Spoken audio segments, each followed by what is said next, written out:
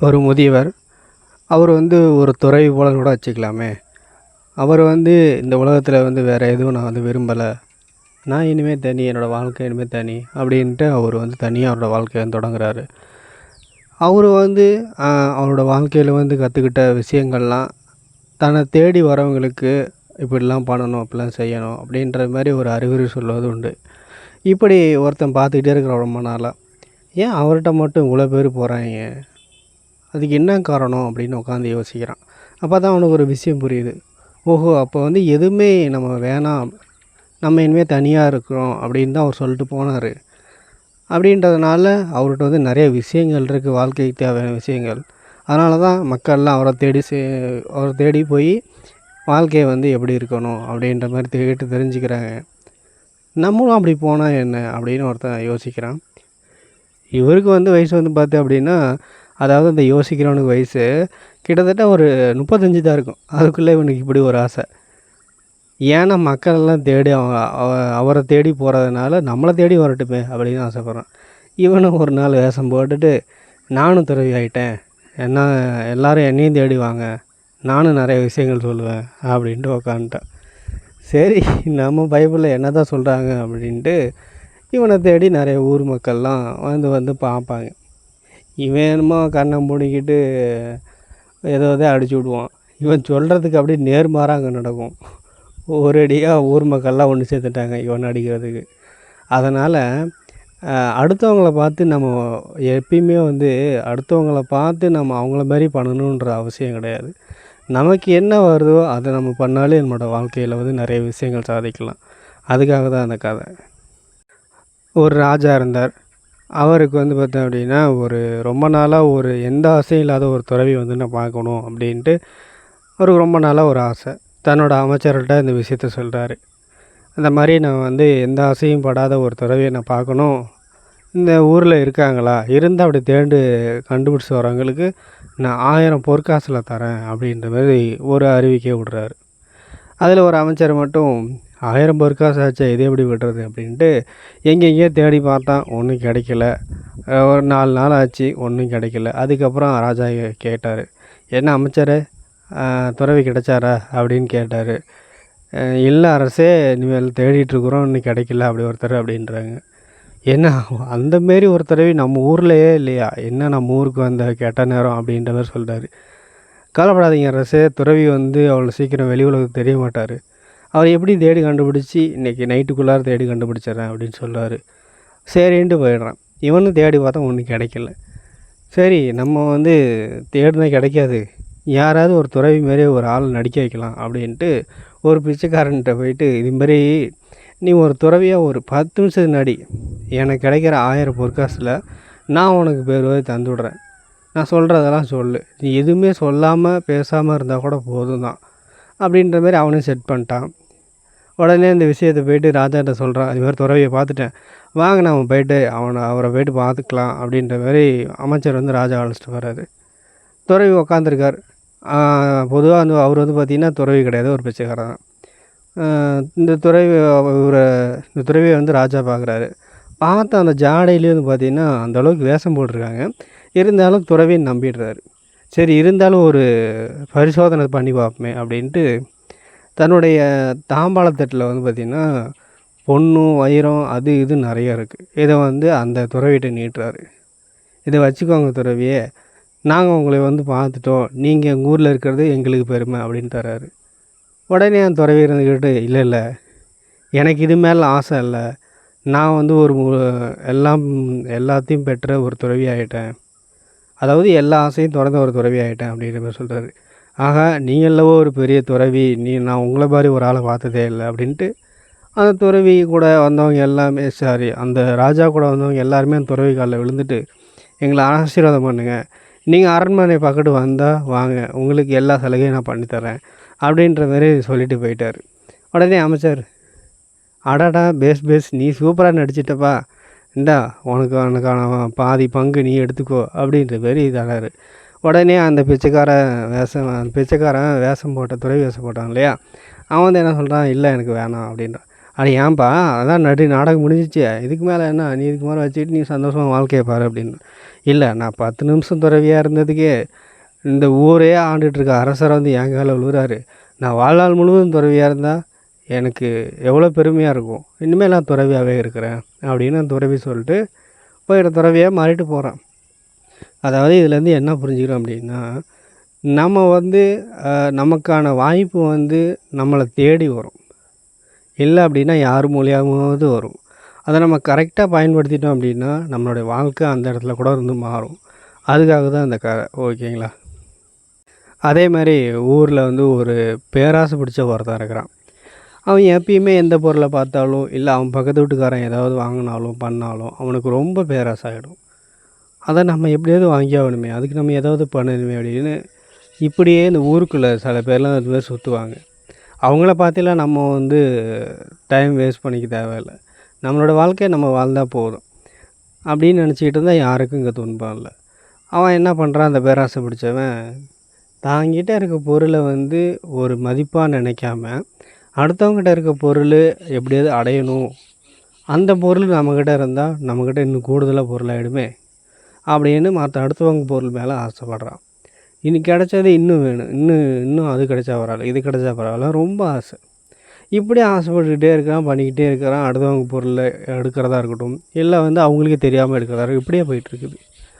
ஒரு காலத்தில் என்ன ஆச்சு அப்படின்னா, அவனோட வீடு ஃபுல்லாக தீப்பிடிச்சு எரிஞ்சிச்சு. அந்த நேரம் பார்த்து அவன் இல்லை. எடுத்த பொருள் எல்லாமே எரிஞ்சு சாம்பலாயிடுச்சு. இப்போ அவன்கிட்ட ஒன்றுமே இல்லை. ஆக ஊரில் வந்து பெரியவங்களாம் சொல்லுவாங்க, எதுவாக இருந்தாலும் நம்மளோட உள்ளங்கைக்கு தகுந்த மாதிரி தான் நம்மளோட வாய்க்கும் சோறு போகும் அப்படின்ற மாதிரி சொல்லுவாங்க. அதே மாதிரி நமக்கு என்னென்ன நம்மளோட அந்த வாழ்க்கைக்கு என்னென்ன தேவையோ அதுக்கேற்ற மாதிரி நம்ம வாழ்க்கையை ஓட்டணும் அப்படின்னா நம்மளோட வாழ்க்கை வந்து இனிமையாக போகும் அப்படின்றதுக்கு இந்த ஒரு கதை உதாரணம். அப்புறம் நம்ம எல்லோரும் கேள்விப்பட்டிருக்க ஒரு பழமொழி தான், அளவுக்கு மீறினால் அமிர்தமும் நஞ்சு அப்படின்னு சொல்லுவாங்க இல்லையா? இதில் ஒரு கதை பார்ப்போமே.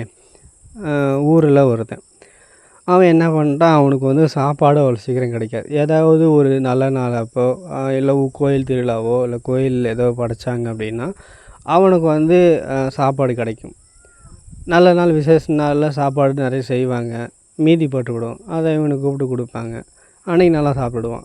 ஒரு நாள் எந்த விசேஷமும் எதுவும் இல்லாத இருக்கும், அன்றைக்கும் பட்டினி ஆகிடுவான்.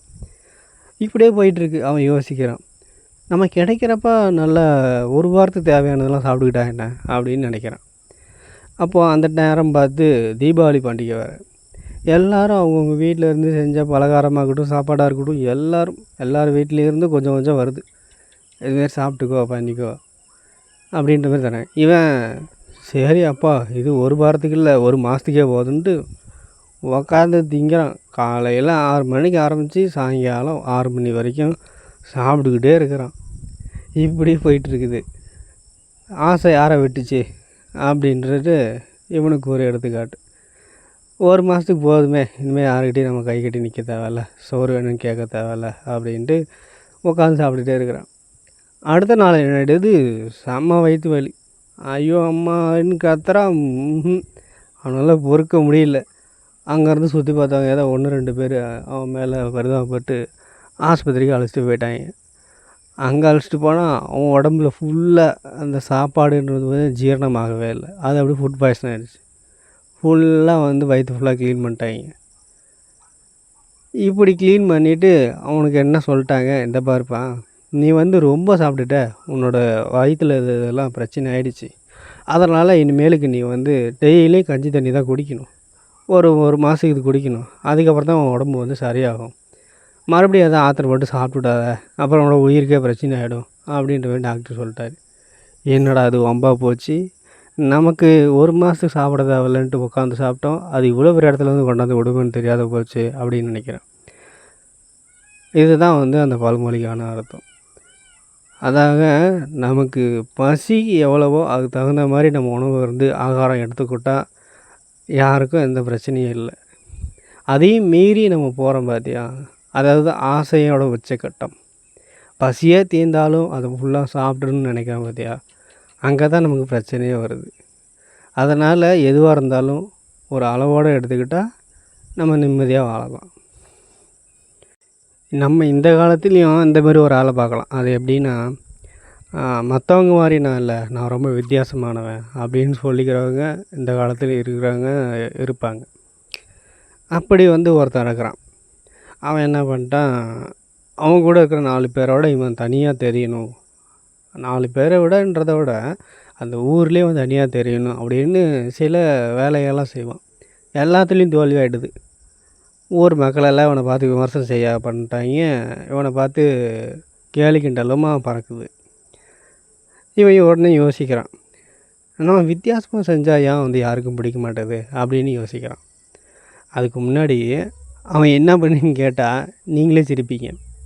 அதாவது என்ன பண்ணுறான் அப்படின்னா, நம்ம எல்லாம் காலால் நடப்போம், அவன் குனிஞ்சு தலையாக நடப்பான். இப்படி நம்மளால் நடக்க முடியும், எல்லாம் நடங்கன்னு ஊரே சொல்லிகிட்ருப்பான். ஆனால் இவன் கிடக்குறான் பைத்தியக்காரன் அப்படின்ட்டுருவான். அதுக்கப்புறம் இன்னொரு விஷயம், நம்ம எல்லாருமே வந்து பார்த்திங்க அப்படின்னா பகல் முழுதும் வேலை செஞ்சுட்டு நைட்டு போய்ட்டு தூங்குவான்.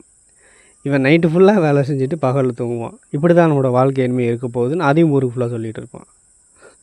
இப்படியே அவன் வந்து அவங்க செய்கிறதெல்லாம் ஆப்போசிட்டாக செஞ்சிகிட்ருக்கான்.